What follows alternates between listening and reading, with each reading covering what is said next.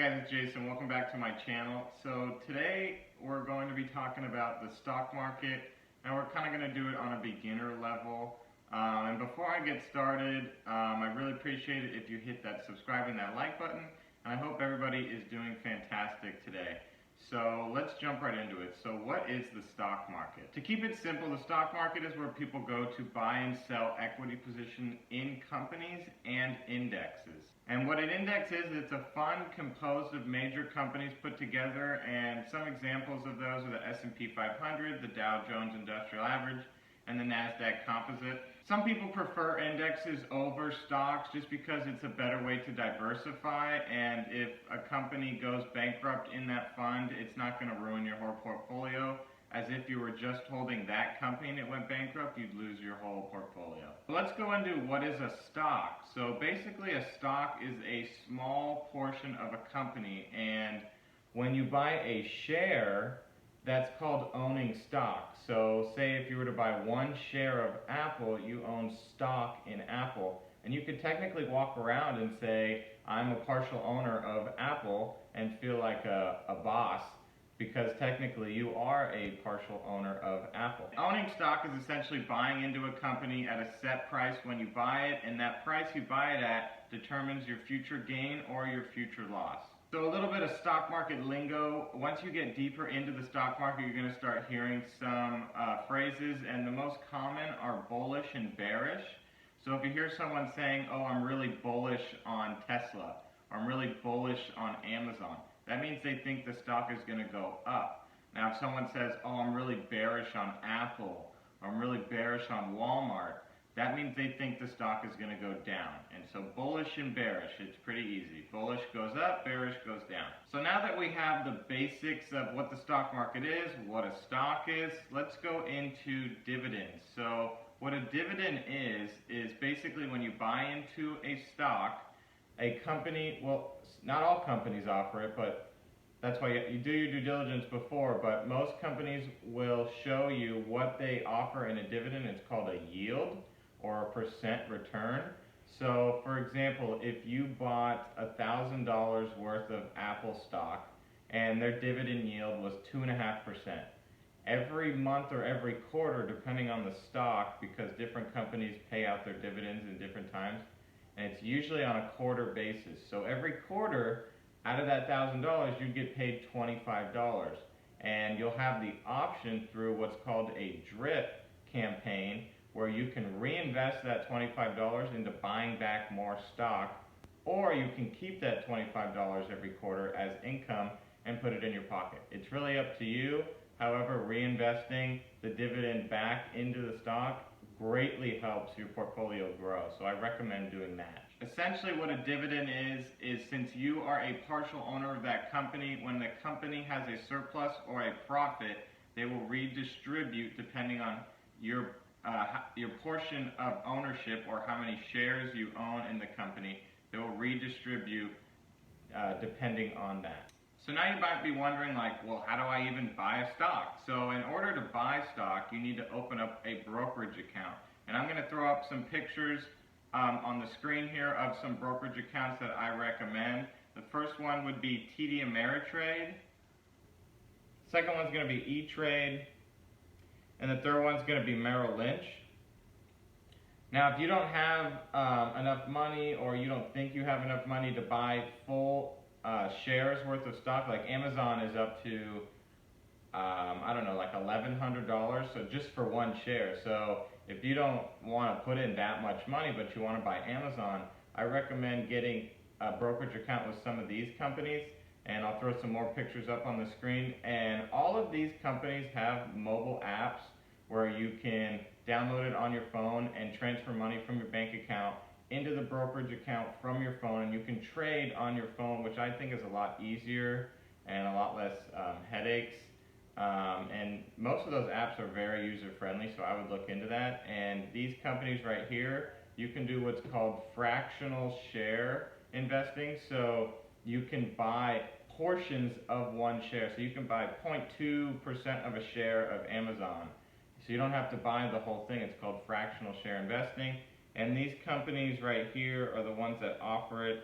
and they're going to be Robinhood, Webull, M1 Finance, and Fidelity now just announced that they're going to be allowing that as well, which is awesome. And most, if not all, of these brokerages will allow you to open up an account with $0, so you can put $100 in and you can start investing. And once you have the money in the account, like I said, most of these apps are very user-friendly, so when the stock market is open, you'll go to the app, you'll find out what stock you want to buy, and you'll type in the amount of shares you want to buy or fractional shares.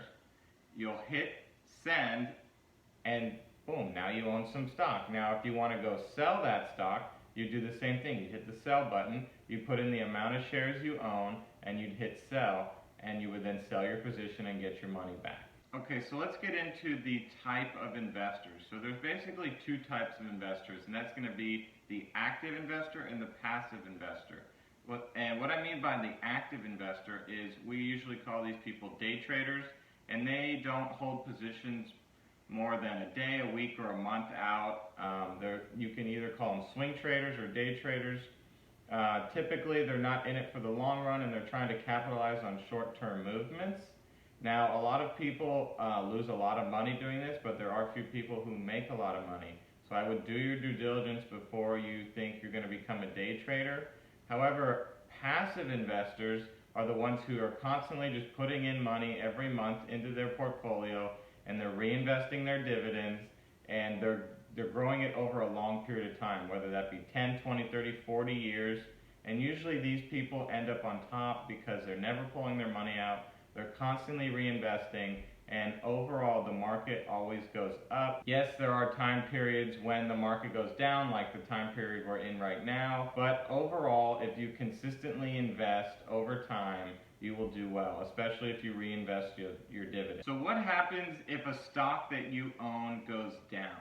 And like I said, as I'm recording this, we're currently in a down market due to the coronavirus outbreak.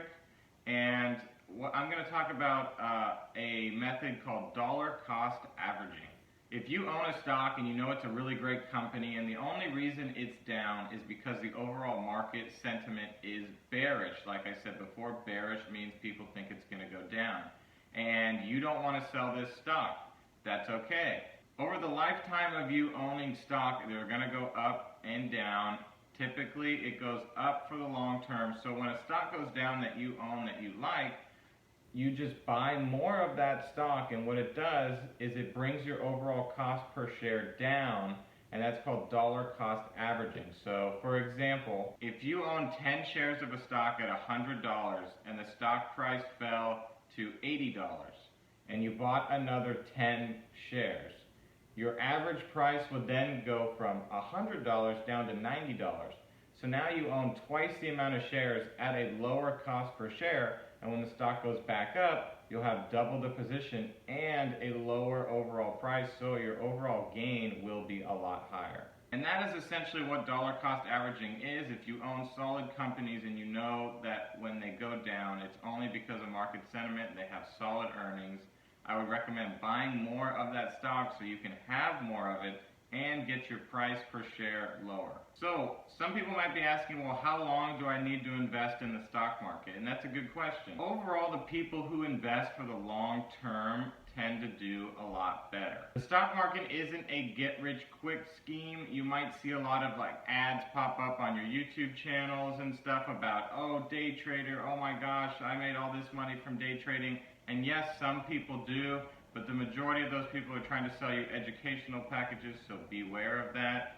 And it's a lot less risky to invest over the long term because you're not worried about the short-term volatility. You're looking at it from a long-term perspective. The reason you want to invest for the long term is because it's called the eighth wonder of the world, and it's called compound interest.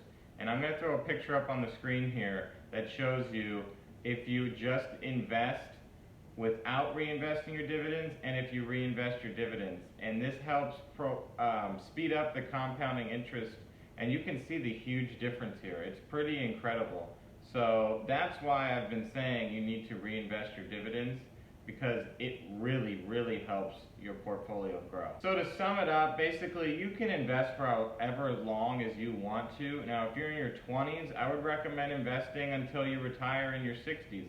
That will benefit you a lot. If you can get in 30 to 40 years of investing in the stock market, you're going to be really happy with your returns later on in life. So now let's jump into the types of research you can do. Now there's two main types of research. One's called technical analysis and the other is called fundamental analysis. Technical analysis is when you look at a stock chart and you can use different indicators such as a trend line, MACD, RSI, Fibonacci retracement.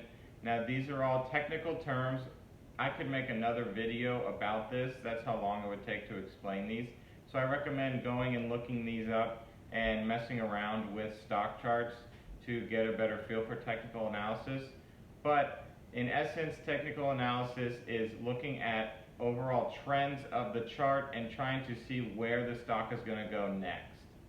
Now, fundamental analysis is all about the finances. So what Warren Buffett does is he'll go in and he'll look at a stock and he'll look at all the finances, their earnings, all this stuff, and he's so smart, he can look at all of that and he can decide what the price of that company should be. And if it's way lower than his price, he goes and buys it.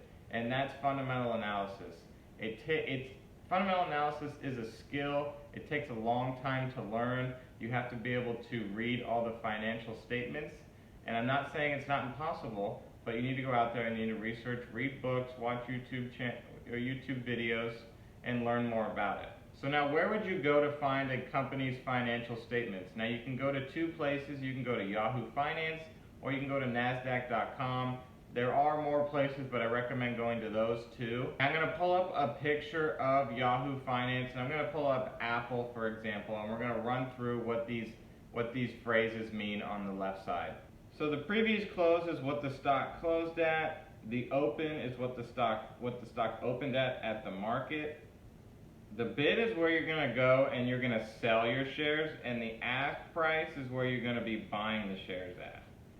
The day's range is basically the lowest point of the day and the highest point of the day. The 52-week range is what the stock was at 52 weeks ago at its lowest and what it hit its highest at within a year time frame.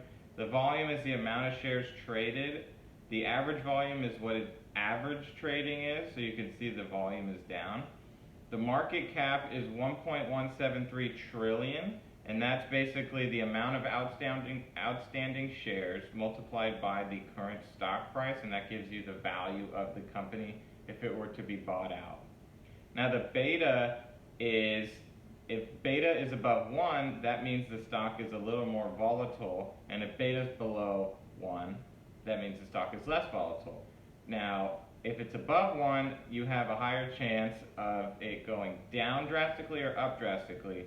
Essentially, it's not bad. If it's a solid company, it's not going to matter, but beta gives you a sense of how volatile the ups and the downs are going to be in the stock.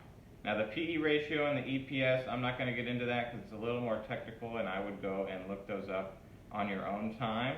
Earnings date is when they release their earnings. The company releases 4 earnings reports per year every quarter. Ex-dividend date is when they last gave out their dividend payments, and the 1-year target estimate is what analysts think the stock's going to be at in 1 year. If you look over to the right, you'll see a tab that says Financials. You'll click on that and you'll scroll down and I'll pop up another picture here on the screen, and it will show you the income statement, and this is on a yearly. So you can see their total revenue, their cost of revenue, their gross profit. You can scroll down and see their net income, their tax expenses. So this gives you an overall view of what their income sheet looks like. And then you can go over here to balance sheet and you can see how many assets they have, how much cash they have in reserves, and all that good stuff. And you can go over to cash flow here and you can see how much their net income is, how much they have in inventory, their working capital. And looking at these numbers, as you get more and more into the stock market, you'll start to understand these numbers a lot more, and looking at these financials, you'll be able to dictate whether the company is good or not and whether you're going to want to buy it or not. And some people might be wondering, well, how much should I invest? And I'm not a financial advisor, but I recommend starting out investing what you can afford to lose, because when you start out, it's going to be a learning curve. You're going to be learning a lot about the stock market. You're going to be learning about what I should buy and what I shouldn't buy. And I recommend not investing more than you're willing to lose starting out. But once you start getting the hang of it, you can start investing more and more frequently and start building up a portfolio and start getting your way towards a more financially free life. Also, just a quick side note, if you're still a little too scared to invest real money, don't worry, there's a thing called paper trading, and a lot of these brokerages will allow you to use it on their app or their desktop version. And what it is you can open up a fake account and you can trade with fake money, and it gives you a sense of actually being in the game but not risking any of your own money. It's called paper trading. I would look into it, and it's a great way to learn about technical analysis and testing some of your theories out that you're trying to learn as well. So I hope you guys enjoyed this video about the stock market. If you have any questions or you think I missed anything, please leave it down in the comment section below. Make sure to subscribe and like this video, and until next time, have a great day.